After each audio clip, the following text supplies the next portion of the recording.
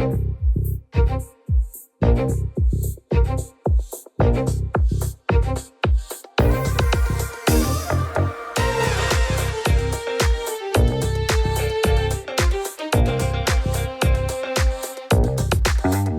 to Super Entrepreneurs Podcast. Today we have with us Elinor Stutz. How are you, Elinor?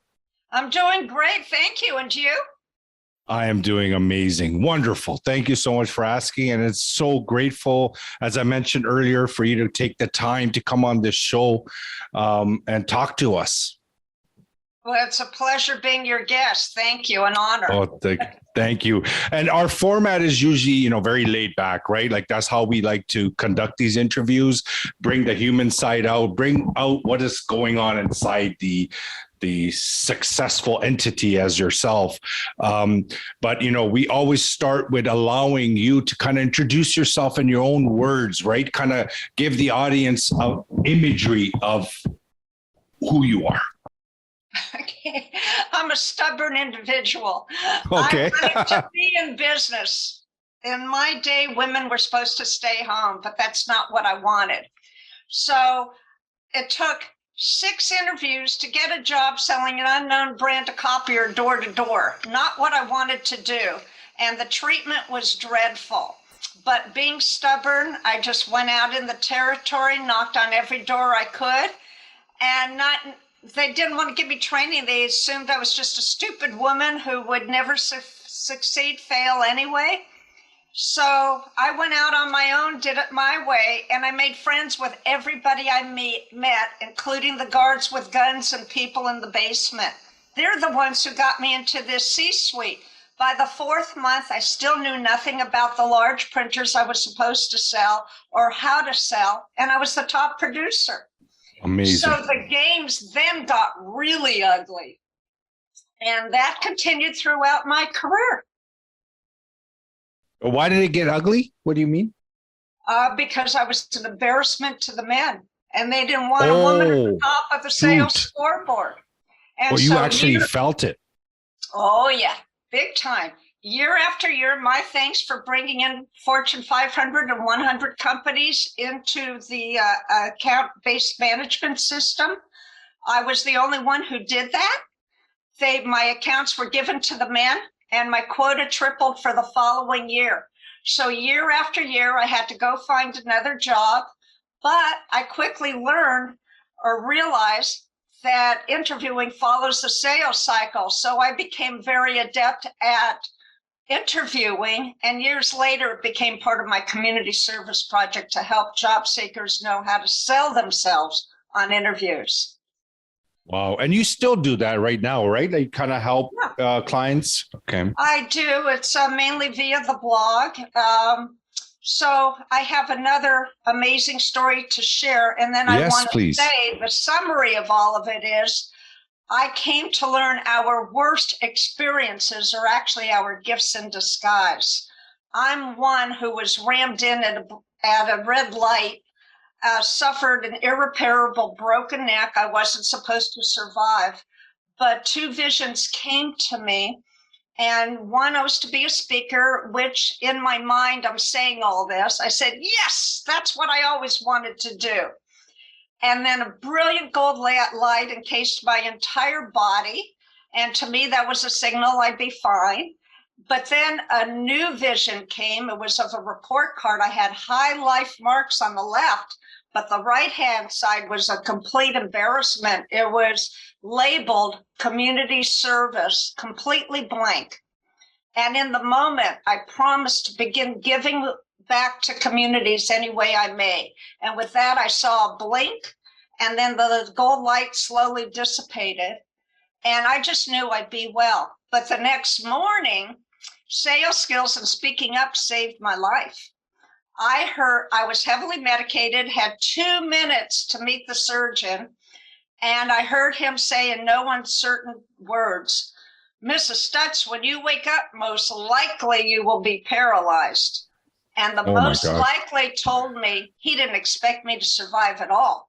So I shot back repeating some of his words, Doctor, when I wake up, I fully expect to be well. And the last thing I remember was jumping backward.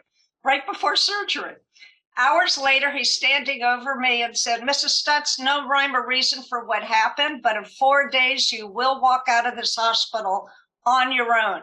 And the entire staff came in to meet me, calling me the walking miracle. It took me years to iron out what happened, but I'm very grateful for the surgery and all that occurred that night. So amazing. And then, like you always talk about this too, right? About mindset is everything. I do same for me. So in this example, you can see how powerful we are. Yes. Because you were thinking those thoughts. What's your example?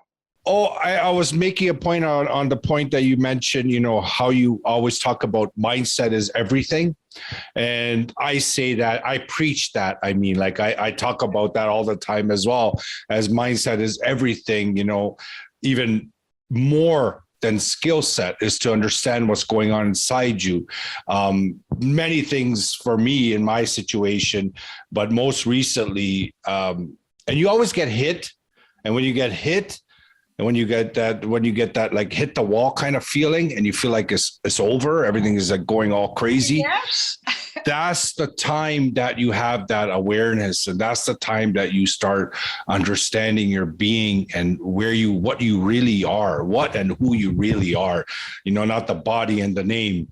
And that realization has changed my life. I absolutely love being. And I love doing, but the doing is coming from a very, very calm place. So that's been my awakening and my changes in my life that has made me believe how mindset is everything. So. Outstanding. Yeah. And for you, so you've been pretty much in sales your entire life. Well, I'll tell you a funny story. I was a stay-at-home mom for years, but I've had a series of entrepreneurships while staying at home. And, they were successful, but we needed more money for college. And my husband comes home one night. I'm busy typing away on the computer for a client. And I hear him say, to my disbelief, I know what you should do for a career, Elinor. You have the personality of a salesperson. I got up, looked him in the eye very seriously, and I asked quietly, is that a compliment or an insult? Yeah. But he was right. How often do you hear that? It was my upbringing. I learned how to deal with bullies. My dad always said at the dinner table, never, ever give up. When the tough gets going, the going get tough. And he'd point out athletes that were predicted to lose, but wound up winning every single night. And my mother said, be nice to everybody, no matter what. That was the perfect sales training. Yeah. So in your household, I can hear that your parents, like growing up, they had a specific type of mindset in your household, right? Like it's about go get her. Like it was very positive. Yeah, very positive. So like you, when I hit a wall, I think, oh my goodness, is it time to give up? Yeah. Am I out of date? No, you've got to revise your plan. Yes. So that's wonderful that you grew up in that kind of environment. That is why I feel there's always either consciously or unconsciously, they have something inside that's making them tick the way they tick. And you could see that you had that upbringing. And I noticed that, are you into entrepreneurship as well? Or yeah, no, I am an entrepreneur. And we moved cross country. As you can tell, I'm an older person. Nobody wanted me near them. So I started focusing on my blog. And you cannot believe what's happening with a blog now. It's all part of not giving up. And awesome. Then because of the visibility of the Smooth Sale blog, my books picked up popularity. So may I give you one example of not giving up? This is remarkable. I'm still comprehending all of what happened. We moved to a new city in California. I was on stage announcing who I was, that I was a sales trainer. And 200 people in the room began laughing at me, and the women started shrieking, I must be highly manipulative, and ran away from me. Thankfully, someone came over to me and said, Elinor, to establish credibility, you have to write a book. So I thought, okay, my phone's not ringing, nothing to lose. I wrote a manuscript, I self-published. And I gave copies out to a very small network of friends. And one man in a really mean voice said, well, if your book were any good, a publisher would have picked it up. So my advice to people is listen to those nasty remarks, because sometimes there's a nugget of gold. So the very next Monday, that was Saturday, Monday, I met someone who was just getting started representing authors to publishing houses. I hired her on the spot, and it was quickly picked up. Nice girls do get the sale. It became an international bestseller. And this year, just a couple months ago, I was advised that it will never go out of print. It's among the classics. Now, if you think I ever envision going from being laughed off stage to having a book become a classic because of that event, that's why I say our worst experiences are our gifts in disguise. Mm-hmm. Yes. I'm a firm believer of that as well. Well, how does that nice girl play a part in sales presentations? Oh, well, it's a corporate tell-all. I changed all the names to protect the guilty. Yeah. And it gives example after example of the awful circumstances and how I overcame them and how I got into the corporate executive suite to earn the sales. And I train people. Sales isn't about talking. It's about listening, hearing what's being said, not being said, and clarifying what you don't understand. You have to admit what you don't know, what you need to learn. It's the honesty and the integrity that earns the sale. Nothing else matters as much. Yeah, it's the heart-to-heart connection, right? Absolutely. Yeah, mind and mind, unfortunately, heart. Yeah, because unfortunately, a lot of people are in sales, for example, they go in, either they're going loaded with benefits, of the product, right? Or they're loaded with good things to talk about themselves, for example, or the company. But the problem is they lose that connection, right? That subconscious mind to subconscious mind connection. I feel like that's the way to close, and if we're always in service to each other, right? So if you're not connecting with other human beings, then I don't know, it's hard. Exactly. So my favorite starting question, whether it's on Zoom or in person, is you must be so busy. What was it that caught your interest to take the time to meet with me today? And let them talk. Good. And then you can make the connection, as you mentioned. Yes. And what about objections, right? Like, everyone knows you bring up objections in the beginning, right? You want to bring them on the surface and talk about them. How do you have any strategy of handling objections or any kind of uniqueness that you can offer the audience? Yeah, just say, I appreciate what you're saying. Can you give me more insight about your past experience, why you feel that way or believe that? And then when they start relaying more insight, you can ask more questions. I question a lot. Dig deep. And then I might be able to see the underlying connection where we can bridge the gap. Yeah, that's the most important part. So I call it a relaxed style of negotiation.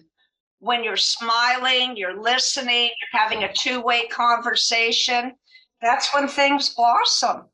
So I tell everybody, I'm a salesperson at heart. Yes or no works for me. I just need the honesty. Yeah, just give it to me. Yeah. And for any recommendations for pre-presentation, I mean, like, when you're about to go into presentation, when you work with clients or anybody in the audience, for example, if you could share any guidelines or anything to follow before going into an actual presentation, like 5 minutes before, 10 minutes before, any kind of prep work that you do? Yeah, a lot of prep work. I always replay conversations in my mind. And of course, I'll think of questions I didn't ask. People used to call me Columbo, the old-time TV detective. I'd call up the next day and say, I was thinking about you last night. And they'd say, oh, really? I didn't realize it pumped them up. And I'd say, I thought about a question. I didn't say I forgot. I'd say, I thought about another question. Would you mind answering? Oh, no, not at all. It's a pleasure. So anyways, replay the conversations before, the final appointment. Review all your notes, replay all the conversations, and think about extra strategies that you may not have discussed. So, and before you go in, before you leave your premises, look in the mirror and tell yourself, I've got this, I can do it. Make sure you've got a genuine smile on your face. The pep talk is essential. Exercise if you need to, so positive energy is flowing. And then when you get out of your car, if you're going in person, tell yourself again, I've got this, I can do it. If it's a Zoom call, just, do a couple jumping jacks, then get on the call. And tell them, if you have a couple questions, just say, I have the proposal you requested. I want you to know this is a working document in progress. So if there's anything you don't understand, you don't agree with, or want to change, we can do it. This doesn't have to be the final moment. And it makes everyone relaxed. They see you're coming from their perspective. It's not an arm-twisting moment. The relaxed negotiation is what works best, in my opinion. Yeah. No, I completely agree. That's why I was excited to be with you, because I could relate to a lot of the way that you teach and the way you do these strategies, because really it's that calmness, it's that relaxed nature with having the right expectations and going into a sales presentation. You will basically be there you're basically there to kind of open up doorways to serve that person that you're with. It's not about you anymore. You know what I mean? So I love that. I love that way that you explained it. Oh, thank you. One other thing that might make you laugh, most salespeople fall down on the follow-up. And it's essential that you're timely on the follow-up. Use a CRM database so that you've got everything, or whatever it is, set timers. But I used to forewarn people when they tell me, oh, I'm too busy now, call back, da-da-da-da-da. And I'd say, excuse me, I excel in follow-up. You don't want to tell me to follow up unless you mean it. Can I count on you to be there when I call back? And they burst out laughing. They say, yes, I like your style. That's great. Yes. No, it's good. It's so important. And for you, when you work with people, you may have experienced this, but I'm sure you have. I'm just kind of opening it up on this topic, is that we could go into corporations, you could go into sales teams, you can go into individual people that rely on sales to earn an income, for example. You could teach them all the skills. You could teach them everything you have. You say, go and do it. They just don't do, right? Majority of them, right? So how do you deal with that component to make sure they take action on what they learn? Well, truthfully, I like training teams because you get a lot of diverse input, and I'm into that. Sales coaching was never my thing, because I found most people do not follow up on any level, and they say they'll take the advice and they don't. I find it frustrating and a waste of my time. Mm-hmm. You agree? So you agree. So you agree, like that doing the do is the biggest problem. Yeah.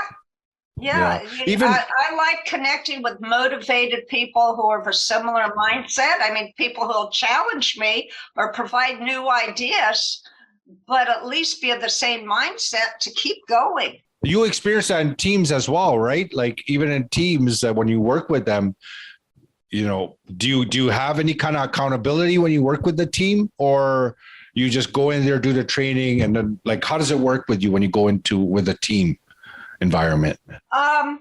Truthfully, I haven't done it in a long time. I did it in Silicon Valley. And some experiences were excellent, and others, they said the training was great, but then they didn't follow up on it. So, management would ask me, what happened? I said, well, you need to answer the question, why are they not motivated to continue doing the great advice I gave? Yeah, it's so true. It's so true, Elinor. So it's thank you. Yeah, it's so true, Elinor. Like, that's the gap that I concentrate on, that we concentrate on. Yeah, that's the gap. They're saying, oh, give me skills, give me strategies, give me all this. And I do, but I just keep saying, listen, that's not where you're gonna get the results. There's a lot going on inside that needs to be corrected and replaced and updated OS, you know what I mean? Then you will actually take what I show you, you can actually do it, right? But that's where the focus, as I say, like 90% mindset, 10% strategy. There's some that even say 98% mindset, 2% strategy, right? But I feel strategy is still crucial. Like, you need to know what to do. But what's ticking behind that doing it's the power center, right? Well, and the other part is, I believe a lot of people are employed to take the paycheck, but not put in the effort. And what just drives me crazy is trainers will say, here's a script, memorize it, and you'll do great. Nothing could be further from the truth. You and I have very similar beliefs, but we're very different people, right? Yes. So we have to adjust our conversation to one another. And the same with every person you meet. So how can a script work? It can't, in my opinion. No, it's the connection, and that's unfortunate, right? You see it all around you. I do like participate in presentations, meaning that I allow people, if somebody connects with me, I allow them to, present to me. Maybe I'm missing maybe something I don't know that's out there that can make better for my business, for me, for people that I serve, right? So it can't be a bad thing. If somebody's trying to learn a living, trying to present something to me, there might be something that I could use. So I always try to hear from them. And majority, I'm telling you, there's no connection. It's just, they're just, laying it out on a table, and it's unfortunate, but this is the kind of awareness that we bring into the market, right? And that's the great that what you do, and it brings that awareness. And I see that you're a top 1% influencer. Yeah, that surprised me. Amazing. Everybody always tells me I do everything wrong, but seriously. So far, you're doing great. So, yeah. So we were living in a small town where we didn't belong, and everybody thought I was crazy. And thank goodness social media was announced, and this marketing genius I knew asked if I'd like to join her group to learn the better strategies for communicating online. I said, absolutely. I was the first one to jump in, and it was the best thing I could have done, because instead of being dependent upon those who lived near you, I was able to choose those who had similar priorities and goals and who thought similarly, so that we could collaborate and get word out. So that's what contributed to my becoming a 1% influencer. Amazing. And Cred built a page in my honor. I was shocked. I'm sorry, say that again. Cred is the one, K-R-E-D. They're the ones who rated me as that. Oh, K-R-E-D. Yeah. K-R-E-D. Okay. And they created a page on my behalf. Amazing. Congratulations. Thank you. Thank you. Yeah, when I saw that, I was very, very happy. And are you planning on writing more books? I would love to write more. I write all the time. However, the marketing of a book is where the work begins. Yes. And marketing isn't my number one strength. Selling and influencing are. So it's like really time consuming. So I don't know the answer, but I believe I'm going to have a lot more insight to share. I may. I don't know if you're aware, I agreed to be on the social media committee for Inclusion Allies Coalition, of which I am very much in favor of. They're devoted to diversity, equity, and inclusion. Given my experience in the corporate world, and excuse me, but I'm white, but a female, the discrimination was horrific. I can't even imagine somebody from another country or different skin tone, what they experience. So they are the most brilliant, active people I have ever met. It's the best community I ever joined. And we're working on ways to get them known. Well, that's great. So can you repeat the name of that? Sure. Inclusion Allies Coalition. I can send you the link if you like. Okay. Well, once we do the show notes, Ken will be putting it in there as well. And he'll have the research on it. But if it's not, if you don't mind sending an email, it doesn't hurt. So we'll add it into the show. Yeah, we'll add it in the show notes.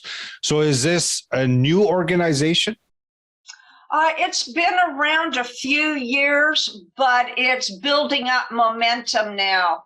And I can see tremendous change coming about. So we're all working on it together to get the visibility out there and the interest increasing. Great. I'm going to check that. I'm going to take a look at it as well. It's unfortunate, this racism stuff and all this. It's out there. But I was at Clubhouse one day, and this lady said something that is stuck in my head that I never forgot. I forgot her name, though. I wish I could give her credit, but she said, it's kind of disgusting because if you hear, when I heard it, I was disgusted, but it made sense. He goes, if you take a human being inside out, there's absolutely no difference between male, female, you know what I mean? Like the inside becomes the outside, I guess, not the male, female, but for the color of the skin, right? The shape, all that kind of stuff is identical. Everyone has the same internal system. Yeah. So it was disgusting to hear. And the image that came into mind, it was disgusting, but it really comes down to that. Like, if you think about it, like it's pretty much the same. It's just our mind that creates that differences. And back in those days, the mindset, the paradigm was just completely around that nature, right? That women can't work and all this kind of stuff. And then we started evolving our awareness. And as our awareness grows, the more things open up to us, like everything in the universe starts opening up as long as our awareness keeps increasing. So it's great. It's great that what you do and how you do it. Elinor, I'm awesome. I was awesome to meet you. We do always like to ask our guests what their internal superpower is that got them to this point. Never giving up. Yeah, I heard that in the beginning. Yes. That's excellent. Keep going. That's awesome. My thing is to do it my way. But I say frequently, we each have one life to live, and it's best to live it without regret. Do it your way and be proud of who you're becoming. Mm-hmm. Just accept and be proud. Yeah. And then the other quote that's probably better, it's after my near-death experience, became, believe, become, empower. Believe you can do it, become that person, and then turn around and empower others to do similar. Yes, exactly. That's my cycle. So it matches me. That's exactly what I'm doing. So that's awesome. Great. Amazing. Yeah. And that part about not giving up, right? That became part of you so strong as a child, right? Like, that's something that was on your mind, like even going through school. It was always there. Do you remember? Like, was it always there? Never give up, never give up.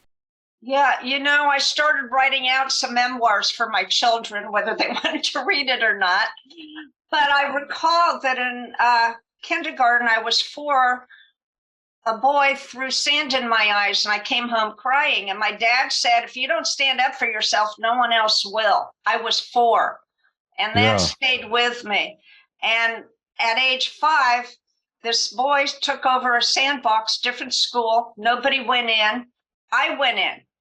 And he threw some sand in my eyes. And forgive me for telling you what I did. But on the way out, I called his name. And meanwhile, I picked up a few grains of sand in my hand. And as he said, what? And, opened up his mouth to say that, I put the sand down his mouth. So I went, I was 5. I was called into the principal's office and I was asked why. That was a horrible thing to do. I didn't know. So I explained why, and nobody was allowed in the sandbox because of him. So they called that boy in, his parents in, and all the kids were congratulating me for opening up the sandbox again. I think that's what started my journey. That's amazing. And it's so great that you remember it. Yeah, that just came to me. And I've had all kinds of instances of dealing with bullies, and I just let them have it back. That's great. I say not only give it back, but at a higher level, just so they'll never do it again. Stand up for yourself. Yep. Yeah. Well, you know what, Elinor, it's been great having you on the show. Thank you so much for taking the time from your busy schedule to meet with us and the audience. If there's any kind of last minute suggestion, recommendations, or from something from your heart to the audience that could serve them or help them in any way, I'll greatly appreciate you sharing something right now. If not, no worries. What I discovered was, as I said, our worst events are gifts in disguise. When people hurl nastiness at you, put on your make-believe Superwoman or Superman cape, have it oiled so that all the nastiness just slides off your back and you keep going forward. You have to envision that, imagine that, and keep doing it, and you will succeed. Amazing. That's amazing. Persistence and never give up. This is great, Elinor. Thank you so much. Keep in touch. I make great friends this way, to be honest. I have during COVID, because everybody was at home, right? So doing these podcasts, meeting people, and you just know when you click with someone, like you just know, right? And anytime that happened, I would say, just, hey, let's stay in touch. So I built some great relationships this way. I have a private group as well. If you have time, you want to come in, do a live there with me. We do like the same process. They're mostly entrepreneurs, people involved in sales and stuff. You want to say something, share something, talk about that group or anything like that. Like I'm always trying to serve and help everyone around anywhere. So that's wonderful, highly admirable. And I'm going to ask you to contribute a blog. And I'll send the details afterward. Yes. Okay. Yes, please. No problem. I love that. Super. This was wonderful. One of the best conversations. Thank you. Oh, thank you so much, Elinor. Same here as well. It was amazing. Thank you so much.